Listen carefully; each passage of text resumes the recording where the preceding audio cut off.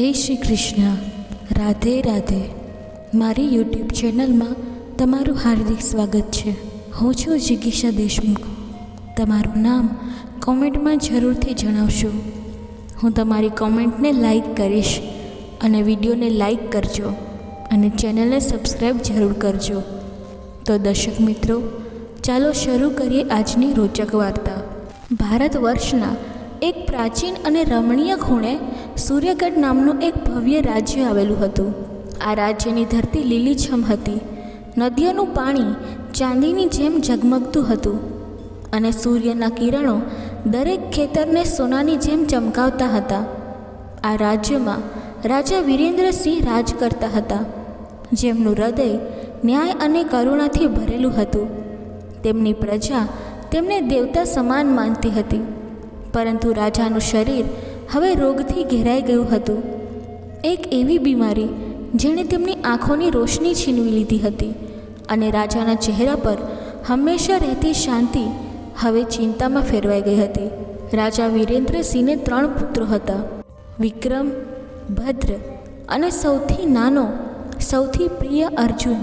વિક્રમ સૌથી મોટો હતો, શક્તિશાળી અને ગર્વીલો. ભદ્ર મધ્યમ હતો, શાંત અને ચતુર, પરંતુ તેનું મન સ્વાર્થથી ભરેલું હતું. અર્જુન સૌથી નાનો હતો, નિર્ભય, નમ્ર અને પિતાનો સૌથી લાડલો. તેની આંખોમાં હંમેશા એક સપનું ઝળકતું અને તેનું હૃદય પિતાની સેવા માટે સમર્પિત હતું. પરંતુ રાજાની બીમારીએ આખા રાજ્યને શોકમાં ડૂબાડી દીધું હતું. રાજ્યના દરેક ખૂણેથી શ્રેષ્ઠ વૈદ્યો બોલાવવામાં આવ્યા. તેઓએ પોતાના પુસ્તકો ખંખેર્યા, જડીબુટ્ટીઓના ઉપચારો અજમાવ્યા, પરંતુ કોઈ પણ રાજાની આંખોની રોશની પાછી લાવી શક્યું નહીં. રાજાનું મન હવે નિરાશાથી ભરાઈ ગયું હતું અને રાજમહેલમાં એક ભયાનક શાંતિ છવાઈ ગઈ હતી. આખરે સૌથી વૃદ્ધ અને જ્ઞાની વૈદ આગળ આવ્યા. તેમના ચહેરા પર વર્ષોનો અનુભવ ઝળકતો હતો અને તેમના શબ્દોમાં એક રહસ્યમય વિશ્વાસ હતો. મહારાજ, તેમણે કહ્યું, આ બીમારી આપણા જ્ઞાનની બહાર છે. શાયદ કોઈ જ્યોતિષી તમારી મદદ કરી શકે. તેમની પાસે એવું જ્ઞાન હોય છે જે આપણે નથી જાણતા. આ સલાહથી રાજાના હૃદયમાં એક નવી આશા જન્મી. ચારે બાજુથી જ્યોતિષીઓને બોલાવવામાં આવ્યા. તેઓ પોતાની જાડી જાડી પુસ્તકો, તારાઓના નકશા અને ગ્રહોની ગણનાઓ સાથે આવ્યા. દિવસો સુધી તેઓએ ચર્ચા કરી, પુસ્તકો ખંખેર્યા અને ગ્રહોની ચાલનું અવલોકન કર્યું, પરંતુ કોઈ પણ ઉપાય શોધી શક્યું નહીં. રાજાની નિરાશા વધતી જતી હતી અને દરબારમાં એક ભયાનક નિસ્તબ્ધતા છવાઈ ગઈ હતી. આ બધા વચ્ચે એક રહસ્યમય ઘટના બની. જ્યોતિષીઓની ભીડમાં એક અજાણ્યો માણસ આવી ચડ્યો. તેનો ચહેરો ઝભ્ભાથી ઢંકાયેલો હતો અને તેની આંખોમાં એક અજાણ્યું તેજ હતું. કોઈ તેને ઓળખતું ન હતું, પરંતુ તેની વાણીમાં એવો આત્મવિશ્વાસ હતો કે દરેકનું ધ્યાન તેની તરફ ખેંચાઈ ગયું. જ્યારે બધા જ્યોતિષીઓ પોતાના જ્ઞાનનો અંત આવી ગયો હોવાનું કહી ચૂક્યા, ત્યારે આ અજાણ્યો માણસ આગળ આવીને કહ્યું, મહારાજ, તેણે ગંભીર સ્વરે કહ્યું, આ બીમારીનો ઈલાજ આ પૃથ્વી પર નથી, પરંતુ એક જગ્યા છે, સૂતેલી રાણીનું શહેર. તે શહેરમાં એક ઝરણું છે જેનું પાણી આપની આંખોની રોશની પાછી લાવી શકે છે.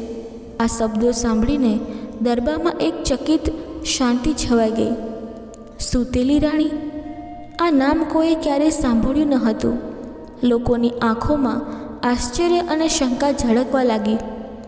પરંતુ આ અજાણ્યો માણસ તો હવામાં અદૃશ્ય થઈ ગયો. તે ક્યાંથી આવ્યો, કોણ હતો, ક્યાં ગયો, કોઈ જાણતું ન હતું. રાજાને આ રહસ્યથી ઉત્સુકતા જાગી. આ માણસ કોણ હતો? તેમણે પૂછ્યું, પરંતુ કોઈ પાસે જવાબ ન હતો. એક જ્યોતિષીએ અટકળ લગાવી, મહારાજ, શાયદ તે પડોશી રાજ્યનો કોઈ જાદુગર હોય, જે અહીં પોતાના જાદુથી આવ્યો હશે. રાજાએ દરબારીઓ તરફ જોયું અને પૂછ્યું, શું કોઈ સૂતેલી રાણીના શહેર વિશે જાણે છે? એક વૃદ્ધ દરબારી, જેના વાળ સફેદ થઈ ગયા હતા, ધીમેથી બોલ્યા, મહારાજ, અમે તો આવી કોઈ જગ્યા વિશે જાણતા નથી. જો હું યુવાન હોત તો હું જાતે જ આ શહેર શોધવા નીકળી પડત. આ સાંભળીને રાજાનો મોટો પુત્ર વિક્રમ આગળ આવ્યો. તેની છાતી ગર્વથી ફૂલી ગઈ હતી. પિતાજી, તેણે ઘોષણા કરી, જો કોઈએ આ શહેર શોધવા જવું હોય તો હું જઈશ. મોટા પુત્ર તરીકે મારું કર્તવ્ય છે કે હું આપની સેવા કરું. રાજાની આંખો ભીની થઈ ગઈ. શાબાશ બેટા, મારો આશીર્વાદ તારી સાથે છે. ઘોડો, પૈસા, જે જોઈએ તે લઈ જા. હું 3 મહિનામાં તારી વાપસીની રાહ જોઈશ. વિક્રમે પોતાનો સામાન બાંધ્યો અને રાજ્યના દરિયાકાંઠે પહોંચ્યો. ત્યાં એક વિશાળ જહાજ તૈયાર હતું, જે અનેક ટાપુઓ પર થઈને આગળ જવાનું હતું. વિક્રમ જહાજ પર ચડ્યો અને તેનું હૃદય ઉત્સાહથી ધબકવા લાગ્યું. પરંતુ જેવું જ જહાજ એક રહસ્યમય ટાપુ પાસે પહોંચ્યું, તેની નજર આજુબાજુની સુંદરતા ઉપર પડી. ટાપુના કિનારે ઝગમગતું રેતીનું દરિયા કિનારું હતું અને દૂરથી ફૂલોની સુગંધ આવતી હતી. વિક્રમે જહાજના કપ્તાનને કહ્યું, હું આ ટાપુ જોવા ઉતરું છું. ટાપુ પર પગ મૂકતા જ વિક્રમની આંખો ચમકી ઉઠી. ત્યાંના બગીચાઓમાં રંગબેરંગી ફૂલો ખીલ્યા હતા અને હવામાં એક મીઠી સુગંધ ફેલાયેલી હતી. ફરતા ફરતા તેની નજર એક યુવતી પર પડી. તે યુવતીની સુંદરતા એવી હતી કે વિક્રમનું હૃદય એ જ પળમાં તેના પ્રેમમાં ડૂબી ગયું. તેના લાંબા રેશમી વાળ હવામાં લહેરાતા હતા અને તેની આંખોમાં એક જાદુઈ ચમક હતી. વિક્રમ તેની સાથે વાતો કરવા લાગ્યો અને સમયનો ખ્યાલ જ ન રહ્યો. તે યુવતીએ તેને પોતાના મહેલમાં આમંત્રણ આપ્યું, જ્યાં સોના ચાંદીની દિવાલો ઝગમગતી હતી. વિક્રમ તેના આકર્ષણમાં એટલો ખોવાઈ ગયો કે જહાજનો સમય નીકળી ગયો અને તે ટાપુ પર જ રહી ગયો. પહેલાં તો વિક્રમને પોતાની ભૂલનો અફસોસ થયો. તેને પિતાની બીમારી અને પોતાની જવાબદારી યાદ આવી. પરંતુ તે યુવતીની મોહક હાસ્ય અને તેના મહેલની ઐશ્વર્યશાળી જીવનશૈલીએ તેને બધું ભૂલાવી દીધું. તે ટાપુ પર રહેવા લાગ્યો અને તેનું હૃદય હવે સૂતેલી રાણીના શહેરને શોધવાના ધ્યેયથી દૂર થઈ ગયું.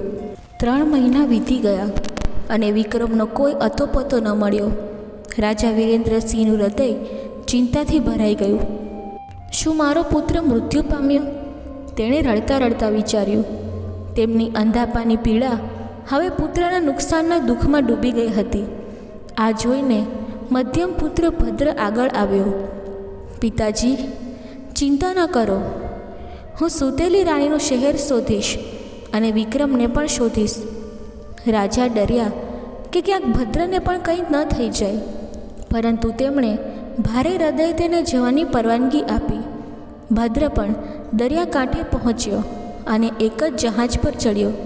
આ જહાજ પણ તે જ ટાપુ પર એક દિવસ માટે રોકાવાનું હતું, જ્યાં વિક્રમ ખોવાઈ ગયો હતો. જહાજ જ્યારે ટાપુ પાસે પહોંચ્યું ત્યારે ભદ્રએ પણ ટાપુની શોધખોળ કરવાનું નક્કી કર્યું.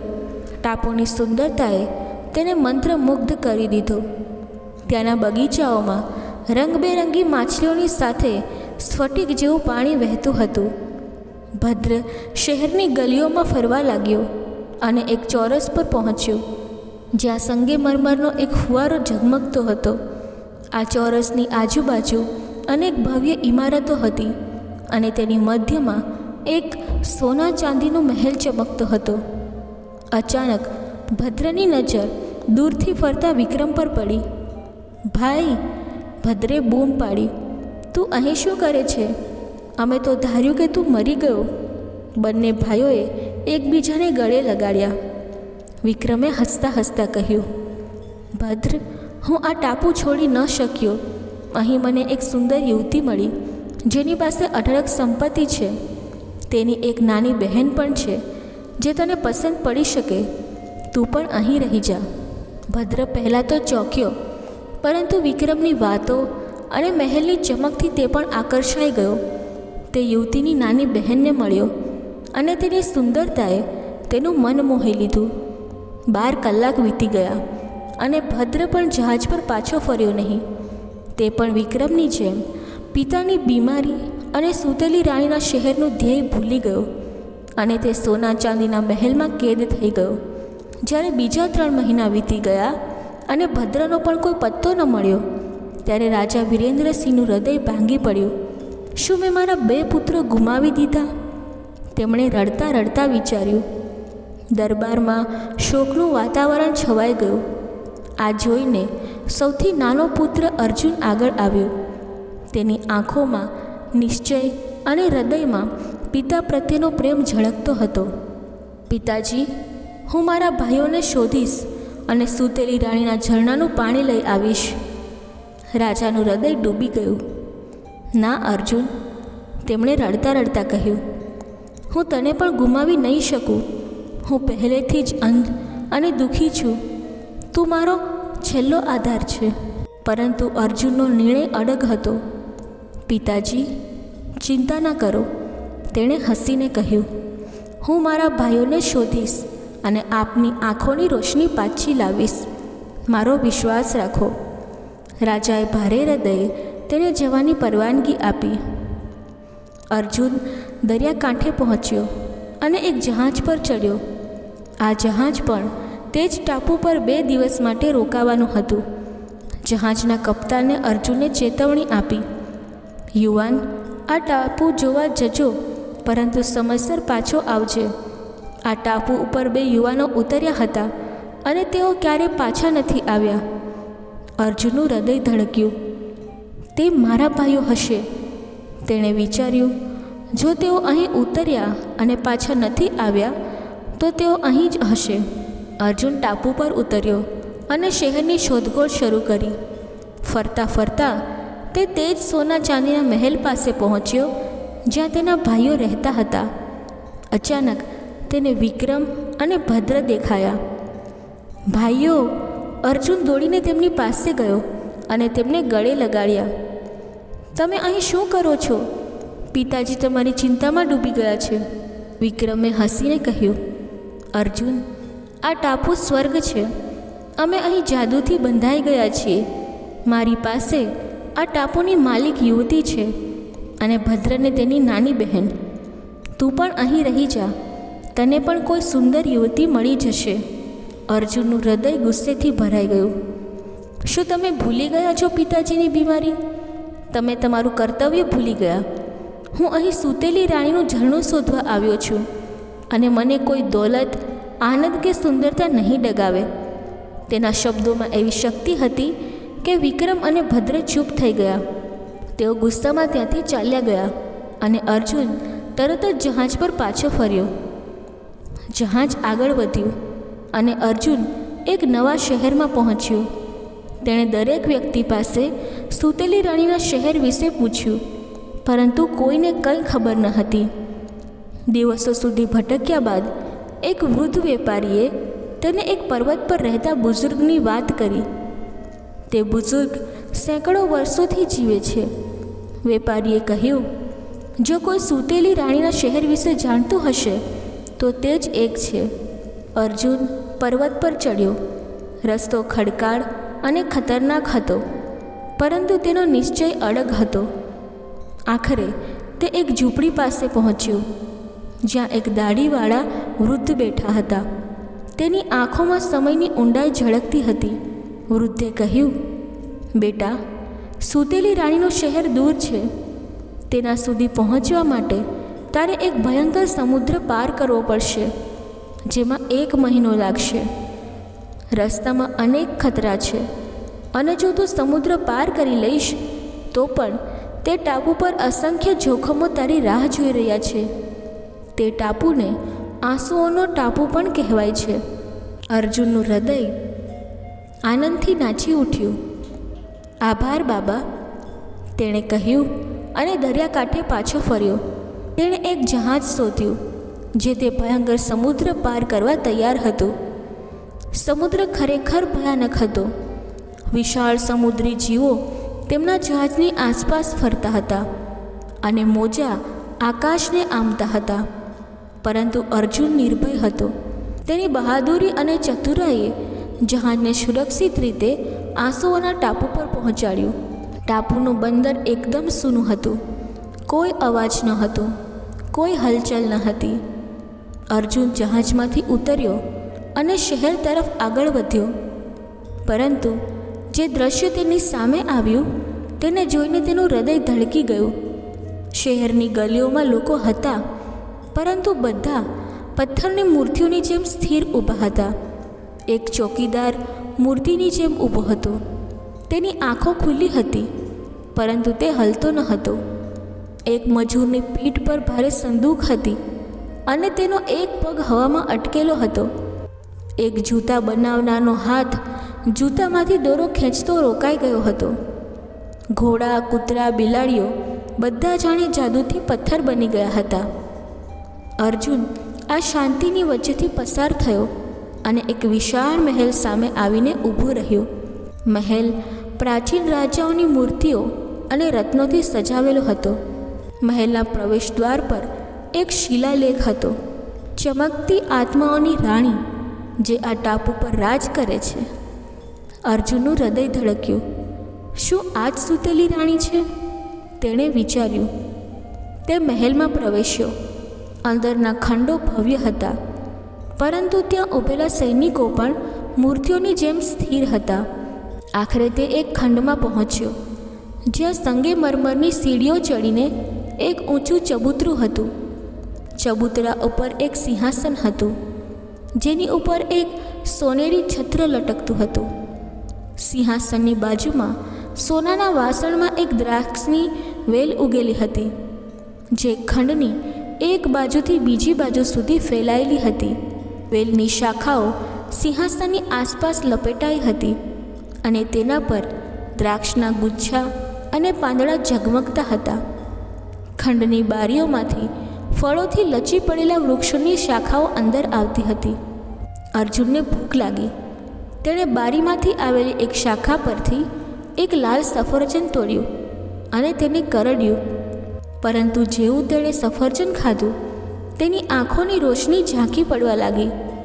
થોડી જ વારમાં તે સંપૂર્ણ અંધ થઈ ગયો. આ શું થયું? તેણે ગભરાતા વિચાર્યું. આ શહેરમાં બધું જાદુથી ભરેલું છે. હવે હું આગળ કેવી રીતે જઈશ? તે આડું અવળું ચાલવા લાગ્યો અને અચાનક તેનો પગ લપસ્યો. તે એક ઊંડા ખાડામાં પડ્યો, જે પાણીથી ભરેલો હતો. પાણીમાં ડૂબતા ડૂબતા તેણે હાથ પગ મારીને બહાર નીકળવાનો પ્રયાસ કર્યો. જેવું જ તેનું માથું પાણીની બહાર આવ્યું, તેને અચાનક લાગ્યું કે તેની આંખોની રોશની પાછી આવી રહી છે. તેને આજુબાજુ જોયું. તે એક કૂવાના તળિયે હતો અને તેનું માથું પાણીની ઉપર હતું. આ તો તે જ ઝરણું છે જાદુગરે જેની વાત કરી હતી. આ તે જ પાણી છે જે મારા પિતાની આંખોની રોશની પાછી લાવશે. અર્જુનનું હૃદય આનંદથી નાચી ઉઠ્યું. તેણે કૂવાની બાજુમાં લટકતી દોરી પકડી અને બહાર નીકળ્યો. રાત પડી ગઈ હતી, તેથી તેણે આરામ કરવાનું નક્કી કર્યું. તે મહેલના એક શાહી ખંડમાં પહોંચ્યો, જ્યાં એક વિશાળ સોનેરી પલંગ હતો. પલંગ પર એક યુવતી સૂતી હતી. તેની આંખો બંધ હતી અને તેની સુંદરતા એવી હતી કે જાણે ચંદ્રનો પ્રકાશ તેના ચહેરા પર ઝળકતો હોય. આ જ સૂતેલી રાણી હશે, અર્જુને વિચાર્યું. શાયદ તેના પર પણ જાદુ થયો હશે. તેણે યુવતીની બાજુમાં સૂવાનું નક્કી કર્યું. સવારે તે વહેલો ઉઠ્યો અને યુવતી માટે એક પત્ર લખ્યો. પત્રમાં તેણે પોતાનું નામ, સૂર્યગઢનું સરનામું અને તારીખ લખી. જો તું જાગીશ, તેણે લખ્યું, તો મને શોધજે, હું તારો આભારી રહીશ. પત્રને પલંગની બાજુના ટેબલ પર મૂકી તેણે કૂવાનું પાણી એક શીશીમાં ભર્યું, એક જાદુઈ સફરજન તોડ્યું અને ઘરે પાછા ફરવા રવાના થયો. જહાજ ફરીથી તે ટાપુ પર રોકાયું, જ્યાં વિક્રમ અને ભદ્ર હતા. અર્જુન તેમને શોધવા ગયો અને તેમને પોતાની સાથે ઘરે લઈ આવ્યો. જ્યારે રાજા વીરેન્દ્રસિંહને ખબર પડી કે તેમના ત્રણેય પુત્રો સહી સલામત પાછા આવ્યા છે, તેમની ખુશીનો પાર ન રહ્યો. તેમણે ત્રણેયને વારાફરતી ગળે લગાડ્યા. હવે મને કહો, રાજાએ પૂછ્યું, તમારામાંથી સૌથી નસીબદાર કોણ રહ્યું? વિક્રમ અને ભદ્ર ચૂપ રહ્યા. અર્જુન આગળ આવ્યો. પિતાજી, હું નસીબદાર રહ્યો. મેં મારા ભાઈઓને શોધ્યા, તેમને ઘરે લાવ્યા અને સૂતેલી રાણીના શહેરમાંથી તે પાણી લાવ્યો જે આપની આંખોની રોશની પાછી લાવશે. ઉપરાંત મેં એક આશ્ચર્યજનક વસ્તુ શોધી. જુઓ, તેણે જાદુઈ સફરજન બહાર કાઢ્યું અને રાણીને આપ્યું. રાણીએ સફરજન કરડ્યું અને તરત જ તેની આંખોની રોશની ગઈ. આ શું થયું? તે ચીસ પાડી. મને કંઈ નથી દેખાતું. અર્જુન હસ્યો. ચિંતા ન કરો માં, હું હમણાં આપને ઠીક કરું છું. તેણે શીશીમાંથી પાણી કાઢ્યું અને રાણીની આંખોમાં નાખ્યું, પરંતુ કંઈ થયું નહીં. તેણે રાજાની આંખોમાં પણ પાણી નાખ્યું, પરંતુ તેમની રોશની પણ પાછી ન આવી. અર્જુન ચોંકી ગયો. આ શું? તેણે વિચાર્યું. તેને ખબર ન હતી કે વિક્રમ અને ભદ્રે રસ્તામાં તેની શીશી બદલી નાખી હતી. તેમણે સામાન્ય પાણીથી શીશી ભરી દીધી હતી. રાણી રડવા લાગી અને રાજા ગુસ્સે થયા. અર્જુન, તે અમને ધોકો આપ્યો. તે તારી માતાને અંત કરી. અર્જુનનું શરીર ધ્રુજવા લાગ્યું. ના પિતાજી, મેં આવું કર્યું નથી. પરંતુ તે ક્ષણે વિક્રમ અને ભદ્ર આગળ આવ્યા. પિતાજી, વિક્રમે કહ્યું, અર્જુનને તો સૂતેલી રાણીનું પાણી મળ્યું જ નથી. અમે તે લાવ્યા છીએ. તેમણે બીજી શીશી બહાર કાઢી અને તેનું પાણી રાજા અને રાણીની આંખોમાં નાખ્યું. તરત જ બંનેની આંખોની રોશની પાછી આવી. દરબારમાં હર્ષનાદ થયો, પરંતુ અર્જુનનું હૃદય ભાંગી ગયું. તમે ચોર છો, તેણે ભાઈઓ ઉપર આરોપ લગાવ્યો. તમે મારી શીશી બદલી નાખી. વિક્રમ અને ભદ્રે તેને જૂઠો ગણાવ્યો. રાજા મૂંઝાયા. તેમને સમજાતું ન હતું કે કોનું સાંભળવું. આખરે તેમણે વિક્રમ અને ભદ્રની વાત માની લીધી. ચૂપ અર્જુન, તે ગરજ્યા. તારો ઈરાદો મને ઠીક કરવાનો હતો જ નહીં. તે તો તારી માતાને અંધી કરી. સૈનિકો, આ દગાબાજને જંગલમાં લઈ જાઓ અને તેનું લોહી લઈ આવો. સૈનિકોએ અર્જુનને ઘસડીને જંગલમાં લઈ ગયા. અર્જુન ચીસો પાડતો રહ્યો, પોતાની નિર્દોષતા સાબિત કરવાનો પ્રયાસ કરતો રહ્યો, પરંતુ સૈનિકો તેની વાત સાંભળવા તૈયાર ન હતા. આખરે તેની નિષ્ઠા અને નિર્દોષતાએ સૈનિકોનું હૃદય જીતી લીધું. અમે નિર્દોષનું લોહી નહીં વહાવીએ, એક સૈનિકે કહ્યું, પરંતુ તારે વચન આપવું પડશે કે તું ક્યારેય સૂર્યગઢ પાછો નહીં ફરે. અર્જુન નમેલા માથે ચાલ્યો ગયો. સૈનિકોએ જંગલમાંથી એક પશુનું લોહી લઈને રાજા સમક્ષ રજૂ કર્યું. આ બધું થયું તે ક્ષણે આંસુઓના ટાપુ પર એક ચમત્કાર થયો. જેવો અર્જુન ટાપુ છોડીને ગયો, સૂતેલી રાણી જાગી ઉઠી. ટાપુ પરનો જાદુ તૂટી ગયો. એક દુષ્ટ જાદુગરે રાણીને ઈર્ષામાં આ જાદુ કર્યો હતો, પરંતુ અર્જુનની નિષ્ઠા અને નિર્દોષતાએ એ જાદુ તોડી નાખ્યો. શહેરના આ બધા લોકો, ચોકીદાર, મજૂર, જૂતા બનાવનાર, બધા જીવંત થઈ ગયા. ઘોડા, હરણ, બિલાડીઓ મ્યાઉ મ્યાઉ કરવા લાગી અને શહેરમાં જીવન પાછું ફર્યું. રાણીએ આંખો ખોલી અને આશ્ચર્યથી આજુબાજુ જોયું. કોણ હતો તે નર જેણે મને અને અમારા લોકોને આ જાદુમાંથી મુક્ત કર્યા? તેણે વિચાર્યું. તે જ ક્ષણે એક દાસી દોડતી આવી અને તેને અર્જુનનો પત્ર આપ્યો. રાણીએ પત્ર વાંચ્યો અને તેની આંખો ચમકી ઉઠી. આ રાજકુમાર અર્જુન છે. હું તેને શોધીશ. રાણીએ સૂર્યગઢના રાજા વિરેન્દ્રસિંહને એક પત્ર લખ્યો. મારા ટાપુના મુક્તિદાતા રાજકુમાર અર્જુનને તાત્કાલિક મારી પાસે મોકલો. તેણે લખ્યું, નહીં તો હું મારી સેના સાથે સૂર્યગઢ પર હુમલો કરીશ. પત્ર વાંચીને રાજા ચોંકી ગયા. તેમણે વિક્રમ અને ભદ્રને બોલાવ્યા અને પત્ર વંચાવ્યો. આ શું છે? અર્જુન તો મરી ગયો. વિક્રમે આગળ આવીને કહ્યું, પિતાજી, હું જઈશ અને રાણી પાસેથી આ બધું સમજીશ. તે આંસુઓના ટાપુ પર પહોંચ્યો. હવે ટાપુનો જાદુ તૂટી ગયો હતો અને સમુદ્રના રાક્ષસો ગાયબ થઈ ગયા હતા. શહેર જીવંત થઈ ગયું હતું. વિક્રમ રાણી સમક્ષ હાજર થયો અને બોલ્યો, હું જ અર્જુન છું. રાણીએ તેની આંખોમાં જોયું. સાચું કહે. તેણે કહ્યું, તું અહીં ક્યારે આવ્યો? આ શહેર તે કેવી રીતે શોધ્યું? હું ક્યાં હતી? તે મહેલમાં શું જોયું? વિક્રમ પાસે કોઈ જવાબ ન હતો. તે હકલાવા લાગ્યો. રાણીને તરત ખબર પડી ગઈ કે તે જૂઠ્ઠું બોલે છે. જૂઠ્ઠાઓનું આ જ હશે. તેણે હુકમ કર્યો અને વિક્રમનું માથું કાપીને શહેરના દરવાજે લટકાવી દેવાયું. તેની નીચે લખાણ હતું, જો તું જૂઠ્ઠું બોલીશ તો તારું આવું જ થશે. રાણીએ બીજો પત્ર લખ્યો, અર્જુનને મોકલો, નહીં તો હું સૂર્યગઢ નષ્ટ કરી દઈશ. રાજા ડૂબી ગયા. અર્જુન મરી ગયો અને વિક્રમ પણ નથી આવ્યો. તેમણે ભદ્રને કહ્યું, હવે શું કરીએ? ભદ્રે કહ્યું, હું જઈશ. પિતાજી, હું રાણીને સમજાવીશ. ભદ્ર ટાપુ પર પહોંચ્યો, પરંતુ શહેરના દરવાજે વિક્રમનું કપાયેલું માથું જોઈને તે ધ્રુજી ગયો. જો હું અંદર ગયો તો મારું પણ આવું જ થશે. તેણે વિચાર્યું અને તરત પાછો ફર્યો. સૂર્યગઢ પાછો ફરીને તેણે રાજાને કહ્યું, પિતાજી, વિક્રમ મરી ગયો છે. તેનું માથું શહેરના દરવાજે લટકે છે. જો હું ગયો હોત તો મારું પણ આવું જ થાત. રાજા રડવા લાગ્યા. મારો મોટો પુત્ર મરી ગયો. હવે મને સમજાયું કે અર્જુન નિર્દોષ હતો. આ બધું મારા પાપોની સજા છે. ભદ્ર, સાચું કહે, તે શું કર્યું? ભદ્રનું હૃદય રૂજ્યું. તે રડતા રડતા બોલ્યો, પિતાજી, અમે ક્યારેય સૂતેલી રાણીના ટાપુ પર ગયા જ ન હતા. અર્જુનની શીશી અમે બદલી નાખી હતી. આ બધું અમારી પત્નીઓએ કરાવ્યું. રાજા ગુસ્સે થયા. તેમણે સૈનિકોને બોલાવ્યા અને અર્જુનને માર્યાનું સ્થળ બતાવવા કહ્યું. સૈનિકો ગભરાઈ ગયા, કારણ કે તેમણે અર્જુનને માર્યો જ ન હતો.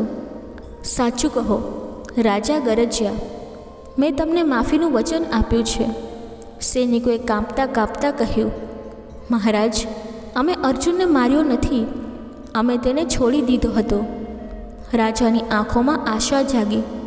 તેમણે મુનાદી ફેરવી, જે કોઈ અર્જુનને જીવતો લાવશે તેને ભારે ઇનામ મળશે. અર્જુનને શોધી કાઢવામાં આવ્યો. જ્યારે તે સૂર્યગઢ પાછો ફર્યો ત્યારે રાજા અને દરબારની ખુશીનો પાર ન રહ્યો. રાજાએ તેને ગળે લગાડ્યો અને માફી માંગી. અર્જુન ફરીથી આંસુઓના ટાપુ પર ગયો. ત્યાં તેનું ભવ્ય સ્વાગત થયું.